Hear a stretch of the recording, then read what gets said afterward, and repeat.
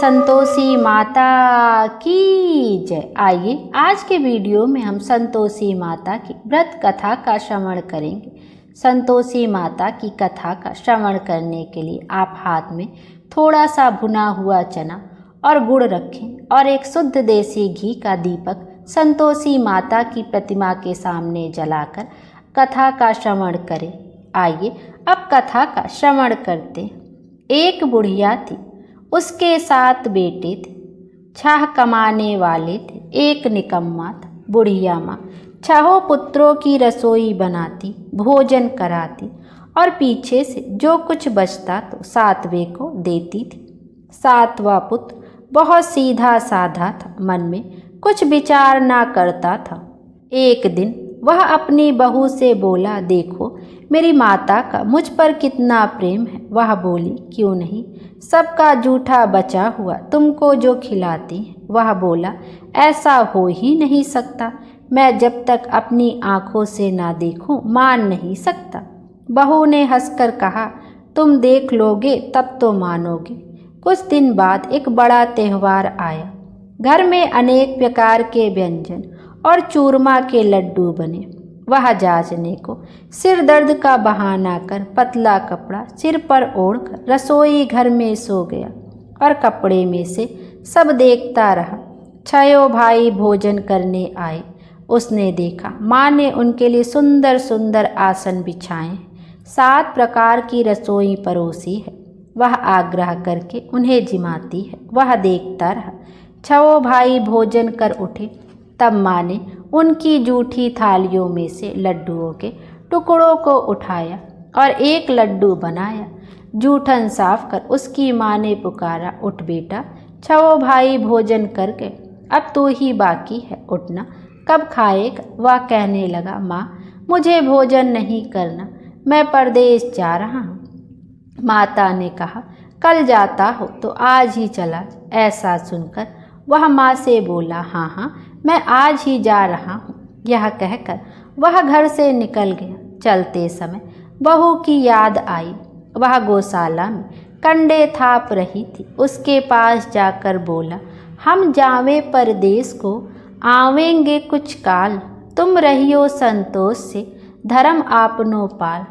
वह बोली, 2 निशानी आपनी, देख धरूं मैं धीर, सुधिमति हमरी विसारियो, रखियो मन गंभीर। वह बोला, मेरे पास तो कुछ नहीं है, यह अंगूठी है, सोले और अपनी कुछ निशानी मुझे दे। वह बोली, मेरे पास देने के लिए कुछ भी नहीं है।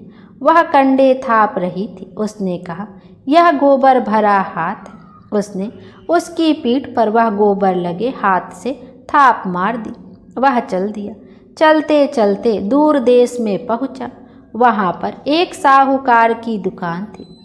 वहाँ जाकर वह बोला, सेठ जी मुझे नौकरी पर रख लो। साहूकार को ज़रूरत थी, सो उसे साहूकार ने नौकरी पर रख लिया। उसने पूछा, सेठ जी कितने पैसे मिलेंगे? तो साहूकार ने कहा, काम देखकर दाम मिलेंगे। उसे साहूकार की नौकरी मिल गई। वह सवेरे 7 बजे से रात तक काम करने लगा। कुछ दिन में दुकान का लेन देन, हिसाब किताब, ग्राहकों को माल बेचना, सारा काम संभालने लगा। साहूकार के 7-8 नौकर थे। वे सब चक्कर खाने लगे कि यह तो बहुत होशियार बन गया है। सेठ ने भी काम देखा और 3 महीने में ही उसे आधे मुनाफे का साझीदार बना लिया। 12 वर्ष में वह नामी सेठ बन गया और मालिक सारा कारोबार उस पर छोड़कर बाहर चला गया। इधर बहू पर क्या बीती वह सुनो। सास ससुर उसे बहुत दुख देने लगे। सारी गृहस्थी का काम करा, उसे लकड़ी लेने जंगल में भेजते। इस बीच घर के रोटियों के आटे से जो भूसी निकलती, उसकी रोटी बनाकर रख दी जाती और फूटे नारियल की नरेली में पानी। इस तरह दिन बीतते रहे। एक दिन वह लकड़ी लेने जा रही थी कि रास्ते में बहुत सी स्त्रियां संतोषी माता का व्रत करती दिखाई दी। वह वहां खड़ी कथा सुनकर बोली, बहनों यह तुम किस देवता का व्रत करती हो? इसको करने से क्या फल मिलता है? इस व्रत के करने की क्या विधि है? यदि तुम अपने इस व्रत का विधान मुझे समझा कर कहोगी तो तुम्हारा बड़ा एहसान मानूंगी। तब उनमें से एक स्त्री बोली, सुनो, यह संतोषी माता का व्रत है। इसको करने से निर्धनता, दरिद्रता का नाश होता है, लक्ष्मी आती है, मन की चिंताएं दूर होती है, घर में सुख होने से मन को प्रसन्नता और शांति मिलती है, निपुत्र को पुत्र मिलता है, पति बाहर गया हो तो शीघ्र आ जाता है, कुंवारी कन्या को मनपसंद वर मिलता है, राजद्वार में बहुत दिनों से मुकदमा चलता हो तो खत्म हो जाता है, कलह कलेश की निवृत्ति हो, सुख शांति हो, घर में धन जमा हो, पैसा जायदाद का लाभ होता है, रोग दूर हो जाता है तथा और भी मन में जो कुछ कामना हो सब संतोषी माता की कृपा से पूरा हो जाता है, इसमें संदेह नहीं। वह पूछने लगी, यह व्रत कैसे किया जाए, यह भी बताओ तो बड़ी कृपा होगी। स्त्री कहने लगी, 1.25 रुपये का गुड़ चना लेना, इच्छा हो तो 5.25 रुपये का लेना या अपनी सहूलियत अनुसार लेना, बिना परेशानी श्रद्धा और प्रेम से जितना भी बन सके सवाया लेना। 5.25 पैसे से 5.25 आने तथा इससे भी जाता और भक्ति अनुसार गुड़ और चना ले। हर शुक्रवार को निराहार रहे, कथा कहना सुनना, इसके बीच क्रम टूटे नहीं, लगातार नियम पालन करना। सुनने वाला कोई ना मिले तो घी का दीपक जला उसके आगे जल के पात्र को रख कथा कहना, परंतु नियम ना टूटे। जब तक कार्य सिद्ध ना हो नियम पालन करना और कार्य सिद्ध हो जाने पर व्रत का उद्यापन करना। 3 मास में माता पूरा फल प्रदान करती। यदि किसी के खोटे ग्रह हों तो माता 1 वर्ष में अवश्य कार्य को सिद्ध करती। कार्य सिद्ध होने पर ही उद्यापन करना चाहिए, बीच में नहीं। उद्यापन में 2.5 सेर आटे का खाजा तथा इसी परिमाण से खीर तथा चने का साग करना। 8 लड़कों को भोजन कराना। जहाँ तक मिले देवर जेठ भाई बंधु कुटुंब के लड़के लेना, ना मिले तो रिश्तेदारों और पड़ोसियों के लड़के बुला उन्हें भोजन कराना। यथाशक्ति दक्षिणा दे। माता का नियम पूरा करना। उस दिन घर में कोई खटावी ना खावे।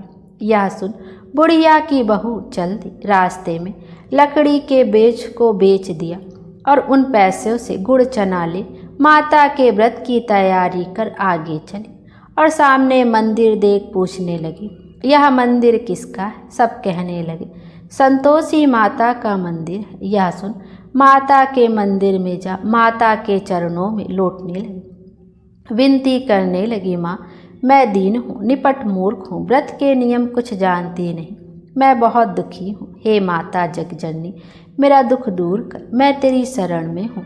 माता को दया आई। एक शुक्रवार बीता कि दूसरे ही शुक्रवार के उसके पति का पत्र आया और तीसरे शुक्रवार को ही उसका भेजा हुआ पैसा उसे मिला। यह देख उसके जेठ जेठानी मुँह सिकोड़ने लगे। इतने दिनों बाद थोड़ा सा पैसा आया, इसमें क्या बड़ाई है? लड़के ताने देने लगे। काकी के पास अब पत्र आने लगा, रुपया आने लगा। अब तो काकी की खातिर बढ़ेगी। अब तो काकी बोलने से भी नहीं बोलेगी। बेचारी सरलता से कहती, भैया पत्र आवे रुपया आवे तो हम सबके लिए अच्छा है। ऐसा कहकर आँखों में आंसू भरकर संतोषी माता के मंदिर में आ मातेश्वरी के चरणों में गिरकर रोने लगी। माँ, मैंने तुमसे पैसा तो नहीं मांगा, मुझे पैसे से क्या काम है? मुझे तो अपने सुहाग से काम है। मैं तो अपने स्वामी के दर्शन और सेवा मांगती हूँ।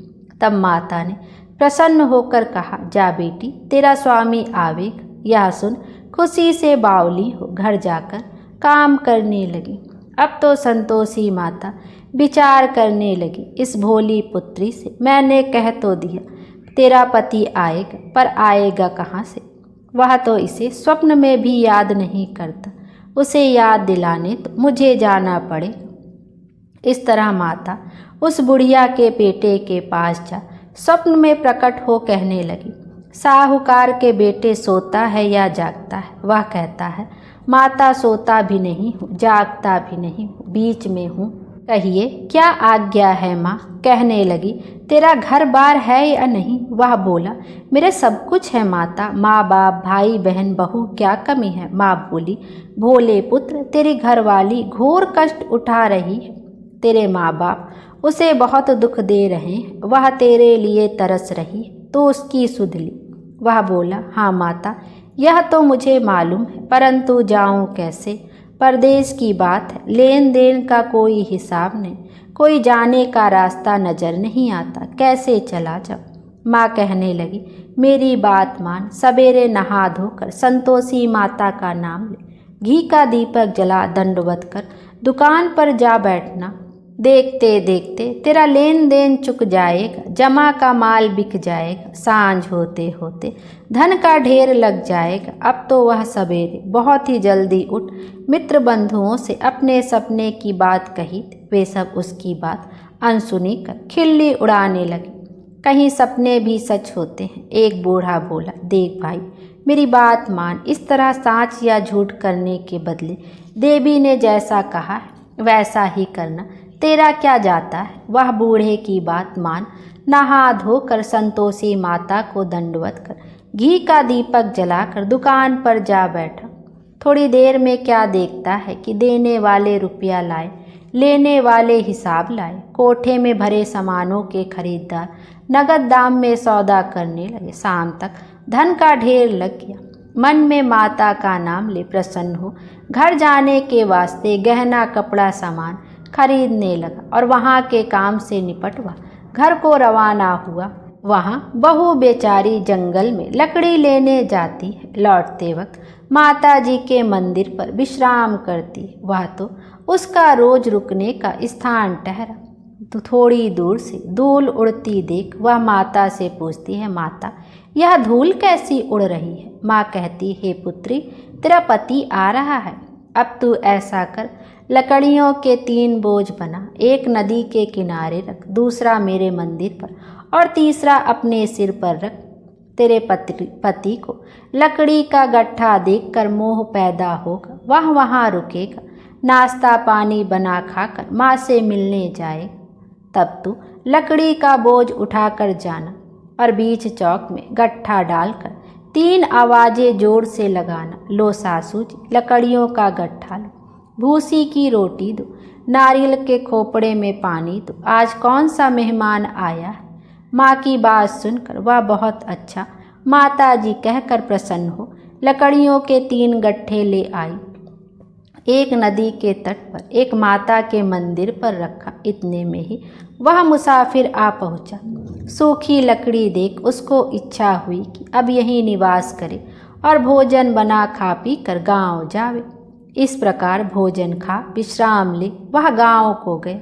उसी समय बहू सिर पर लकड़ी का गट्ठा लिए आती है, उसे आंगन में डाल जोर से 3 आवाज देती है, लो सासू जी लकड़ी का गट्ठा लो, भूसी की रोटी दो, नारियल के खोपड़े में पानी दो, आज कौन मेहमान आया है। यह सुनकर उसकी सास अपने दिए हुए कष्टों को भुलाने हेतु कहती है, बहू ऐसा क्यों कहती हो, तेरा मालिक ही तो आया है, आ बैठ, मीठा भात का भोजन कर, कपड़े गहने पहन। इतने में आवाज़ सुनकर उसका स्वामी बाहर आता है और अंगूठी देख व्याकुल हो माँ से पूछता है, माँ यह कौन है।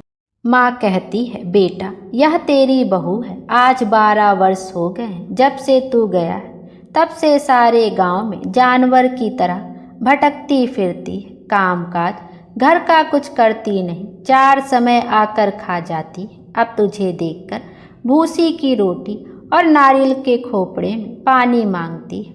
वह लज्जित हो बोला, ठीक है माँ मैंने इसे भी देखा है और तुम्हें भी, अब मुझे दूसरे घर की चाबी दो तो मैं उसमें रहूँगा। तब माँ बोली, ठीक है बेटा जैसी तेरी मर्जी हो वैसा कर। यह कहकर माँ ने चाबी का गुच्छा पटक दिया। उसने लेकर दूसरे कमरे में जो तीसरी मंजिल के ऊपर था खोलकर सारा सामान जमाया।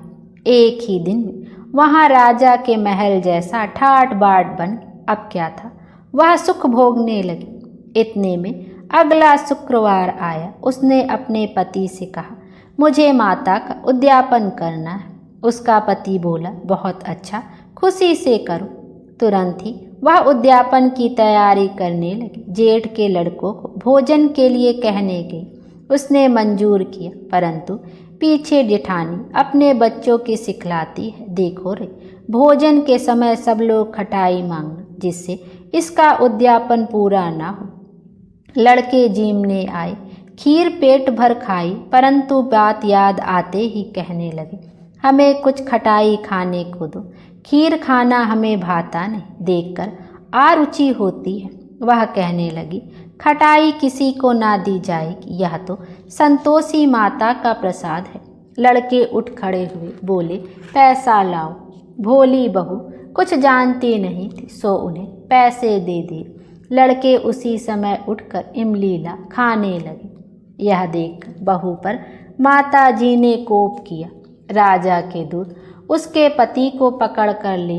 जेठ जेठानी मनमाने खोटे वचन कहने लगे, लूट लूट कर धन इकट्ठा कर लाया था, सो राजा के दूत उसे पकड़ कर ले गए हैं। अब सब मालूम पड़ जाए जब जेल की हवा खाए। बहू से यह वचन सहन नहीं हुआ। रोती रोती माता के मंदिर में गई और कहने लगी, माता तुमने यह क्या किया? हंसा कर क्यों रुलाने लगी? माता बोली, पुत्री तूने उद्यापन करके मेरा व्रत भंग किया है, इतनी जल्दी सब बातें भुला दी। वह कहने लगी, माता भूली तो नहीं, ना कुछ अपराध किया, मुझे तो लड़कों ने भुलावे में डाल दी, मैंने भूल से उन्हें पैसे दे दी, मुझे क्षमा करो माँ। माँ बोली, ऐसी भी कहीं भूल होती है? वह बोली, माँ मुझे माफ़ कर दो, मैं फिर तुम्हारा उद्यापन करूँ। माँ बोली, अब भूल मत करना। वह बोली, अच्छा माँ, अब भूल नहीं होगी, अब बताओ वे कैसे आवेंगे? माँ बोले, पुत्री जा, तेरा मालिक तुझे रास्ते में ही आता मिले। वह निकली, रास्ते में पति आता मिला। उसने पूछा, तुम कहाँ गए थे? वह कहने लगा, इतना धन जो कमाया है उसका टैक्स राजा ने मांगा था, वह भरने गया था। वह प्रसन्न हो बोली, भला हुआ, अब घर चलो। कुछ दिन बाद फिर शुक्रवार आया। वह बोली, मुझे माता का उद्यापन करना है। पति ने कहा, करो। वह फिर जेठ के लड़कों से भोजन को कहने लगी। जेठानी ने एक दो बातें सुनाई और लड़के को सिखा दिया कि तुम पहले ही खटाई मांगना। लड़के गए, खाने से पहले ही कहने लगे, हमें खीर खाना नहीं भाता, जी बिगड़ता है, कुछ खटाई खाने को दो। बहू बोली, खटाई खाने को नहीं मिलेगी, खाना हो तो खाओ। यह कहकर ब्राह्मणों के लड़कों को लाकर भोजन कराने लगे। यथाशक्ति दक्षिणा की जगह एक एक फल उन्हें दिया। इससे संतोषी माता प्रसन्न हुई। माता की कृपा होते ही 9वें मास उसको चंद्रमा के समान सुंदर पुत्र प्राप्त हुआ। पुत्र को लेकर प्रतिदिन माता जी के मंदिर को जाने लगी। माँ ने सोचा कि रोज आती है, आज क्यों ना मैं ही उसके घर चलूं, इसका उसारा देखूं तो सही। यह विचार कर माता ने भयानक रूप बनाया। गुड़ और चने से सना मुख, ऊपर से सूंड के समान होठ, उस पर मक्खियाँ भिन भिना रही।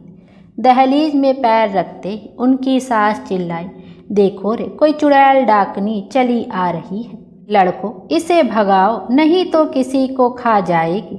लड़के डरने लगे, चिल्लाकर खिड़की बंद करने लगे। बहू रोशनदान से देख रही थी, प्रसन्नता से पागल होकर चिल्लाने लगी, आज मेरी माता मेरे घर आई है। यह कहकर बच्चे को दूध पिलाने से हटाती है। इतने में सास का क्रोध फूट पड़ा। मरी रांड इसे देखकर कैसी उतावली हुई जो बच्चे को पटक दिए। इतने में माँ के प्रताप से जहाँ देखो वहाँ लड़के ही लड़के नजर आने लगे। बहू बोली, माँ जी, मैं जिनका व्रत करती हूँ या वही संतोषी माता है। इतना कह झट से सारे घर के किवाड़ खोल दिए। सबने माता के चरण पकड़ लिए और विनती कर कहने लगे, हे माता, हम मूर्ख हैं, हम अज्ञानी हैं, तुम्हारे व्रत की विधि हम नहीं जानते, तुम्हारा व्रत भंग कर हमने बड़ा अपराध किया है। हे माता, आप हमारे अपराध को क्षमा करो। इस प्रकार माता प्रसन्न हुई। हे माता, बहू को जैसा फल दिया वैसा सबको देना। जो यह कथा सुने या पढ़े उसके मनोरथ पूर्ण हो। बोलो संतोषी माता की जय। एक दोहा है, ग्रंथ करोड़न में कहा, ये है सबका सार, ब्रह्मा सत्य जग झूठ, जीव ही ब्रह्मा निहार। जीव से ही जीवित जगत, माया खेलत खेल, ब्रह्मा रूप पहचान लो, कटे जगत की जेल। बोलिए संतोषी माता की जय। आइए अब संतोषी माता की आरती का भी श्रवण करते हैं। मैं तो आरती उतारूं रे संतोषी माता की, मैं तो आरती उतारूं रे संतोषी माता की।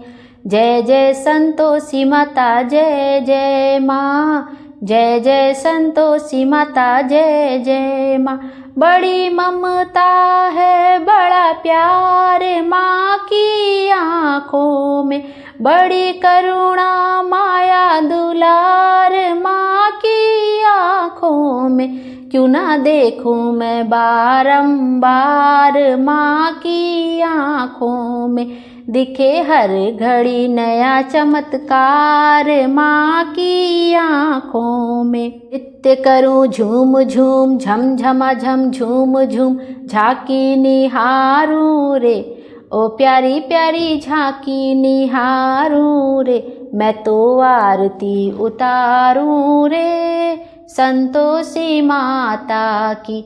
जय जय संतोषी माता जय जय माँ, जय जय संतोषी माता जय जय माँ। सदा होती है जय जयकार माँ के मंदिर में, नित झांझर की होवे झंकार माँ के मंदिर में। सदा मंजीरे करते पुकार माँ के मंदिर में, वरदान के भरे हैं भंडार माँ के मंदिर में। दीप धरूं धूप करूं प्रेम सहित भक्ति करूं, जीवन सुधारूं रे ओ प्यारा प्यारा जीवन सुधारूं रे। मैं तो आरती उतारूं रे संतोषी माता की, मैं तो आरती उतारूं रे संतोषी माता की। जय जय संतोषी माता जय जय माँ, जय जय संतोषी माता जय जय माँ, जय जय संतोषी माता जय जय माँ, जय जय संतोषी माता जय जय माँ। प्रेम से बोलिए संतोषी माता की जय।